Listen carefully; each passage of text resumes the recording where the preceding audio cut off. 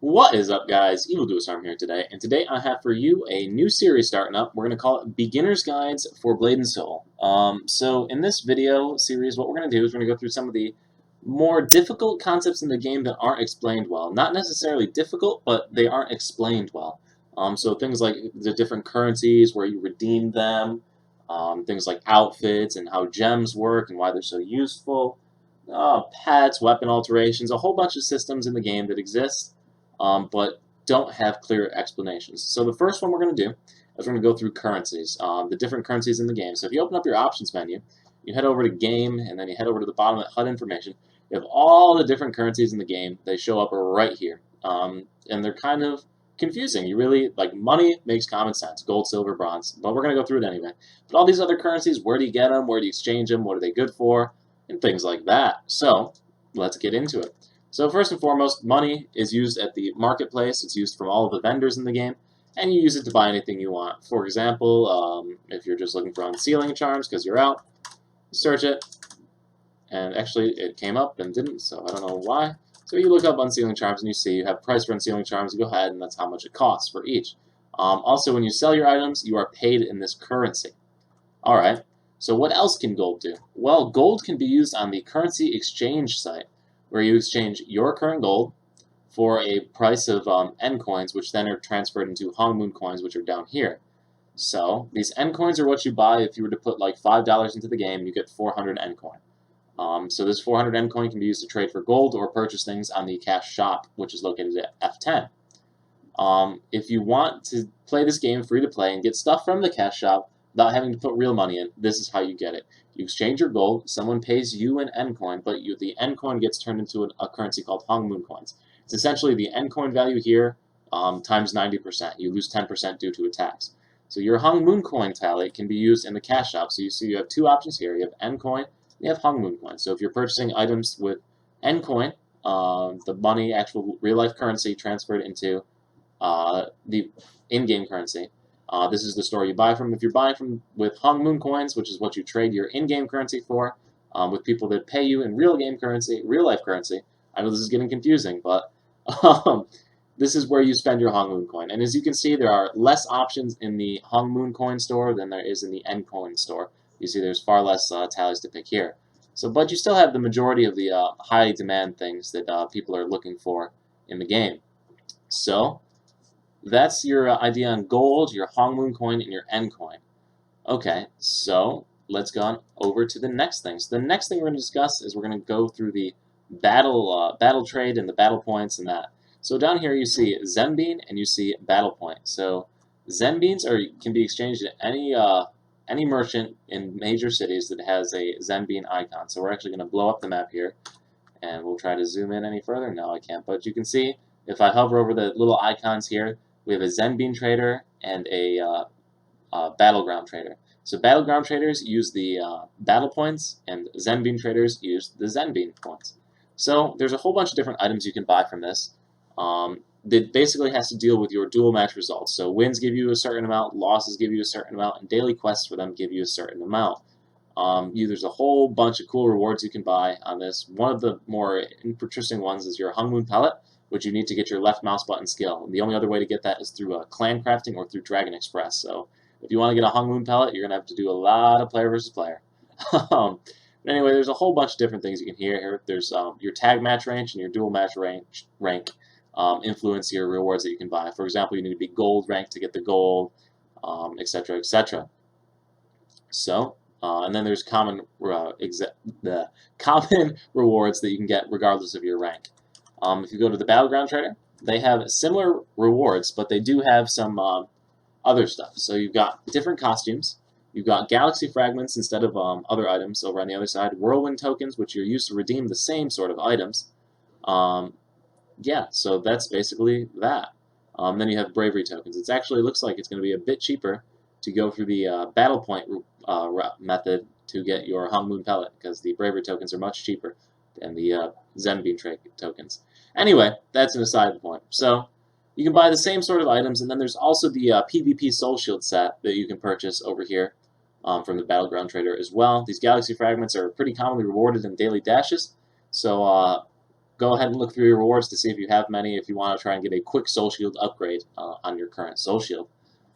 Okay, so those are those two currency exchanges. So we've gone through the money, the Zen Beans, battle points. We still have prestige points, and a whole bunch of other ones here. So we're going to do the Valor Stones next. So Viridian Valor Stone, Cinderlands Valor Stone, Moonwater Valor Stone, and Silverfrost Valor Stone. These are rewards for completing daily quests or other quests through the story, or just a side quest or daily quests. Yeah, the blue quests. Completing blue quests rewards you with Valor Stones. So Valor Stones can be exchanged in Jadestone Village with this guy right here, and you can purchase soul shields with them, which are easier to get than just playing through the story. You can essentially purchase this soul shield about 6 or 7 story quests before you should actually have it. As well as that, if you didn't like the color of costume you picked during the in-quest rewards or throughout the game, you can get the other color. You can get any costumes you might have sold that you get as quest rewards for the area from this vendor. So this is the Viridian Trader. There's traders in each of the main cities and each of the main areas. So we'll just open up the map to show you where they are on the other cities. So the Cinderlands Trader, where you trade in Cinderland Stones, is in the Scorching Sands at Yahara's Mirage. And so here's the entrance to the Mirage. To the side of it, there is the token exchanger right here. So you see a Wheel of Fate where you can trade in Viridian Stones to get Cinderland Stones to then trade with this Desert Token Exchanger. So that is where you trade in Cinderland's Valor Stones. Moonwater Valor Stones are exchanged in the Hogshead Hamlet. So we're going to go over to Hogshead Hamlet.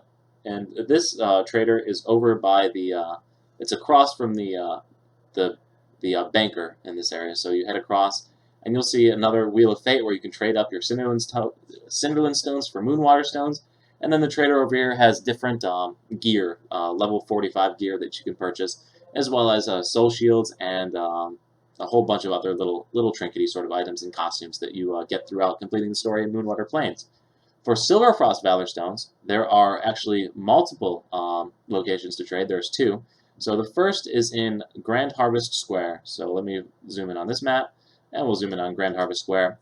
So when you first get in there, near the Granny's Inn, where there's all the tables and stuff, you've got the Wheel of Fate to trade in for your Moonwater Stones for Silverfrost Stones.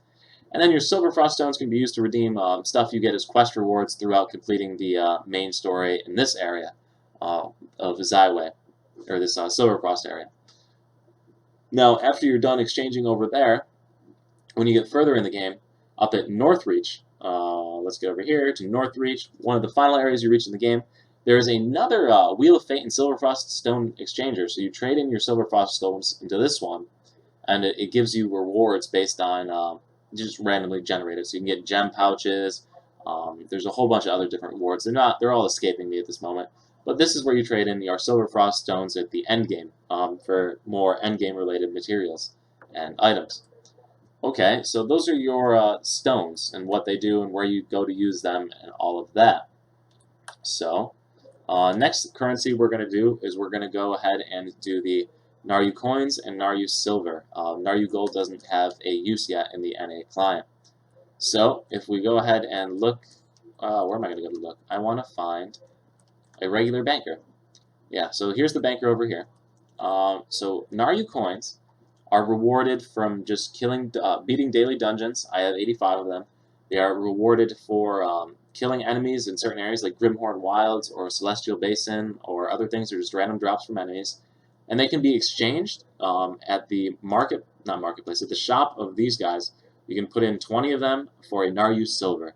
So the Naaru Silvers are then used to unlock items at the Rewards Exchange Merchant, which we're going to head over to next, as well as the yeah, that's basically it. And they do some upgrades as well. They're used for upgrades. But Naaru Coins on their own are used to use Dragon Bloods inside of dungeons. So if you ever wondered why you couldn't use a Dragon Blood in a dungeon, or if that was something that was bothering you, it's because you didn't have enough Naaru Coins to activate the Dragon Blood well. Dragon Bloods, if you don't know, are what give you an extra life in a dungeon. If you die, it just respawns you with full health instantly instead of killing you and making you wait for the boss fight to end or whatever is happening. So that's what Naaru Coins are used for. Naaru Coins, like I said, are gotten from just regular drops from enemies and completing daily challenges. Naaru Silvers are gained from completing dungeons as well. They're random drops from reward chests, as well as being traded in at this vendor, at any banking vendor, for a Naaru Silver. 20 coins gives you a Naaru Silver, and Naaru Silvers are used to redeem rewards items from the achievement point merchant. So we're going to head over to the achievement point merchant now, and I will see you at that location. Alright, so after you get to Zyway over here, you're going to want to head over to this merchant that's hanging out over here. Sorry for the lag. It's probably because the shadow rendering is messing with the recording software. But anyway, the achievement merchant is right here. Keon? Whatever you want to call her. And as you can see, you can trade in Naaru Coins, or Naaru Silver rather, for these items. So these 4, as I already mentioned, my Hung Moon skill, these 5 rather, are used to get your Hung Moon skill left mouse button, and then you need a Hung Moon pellet from one of the PvP traders, Dragon Express, or from a clan crafting. In addition to that, you can buy your Hung Moon skill, your Hung Moon skill for your Comet Strike, or for whatever skill it happens to be for whatever class you're playing as.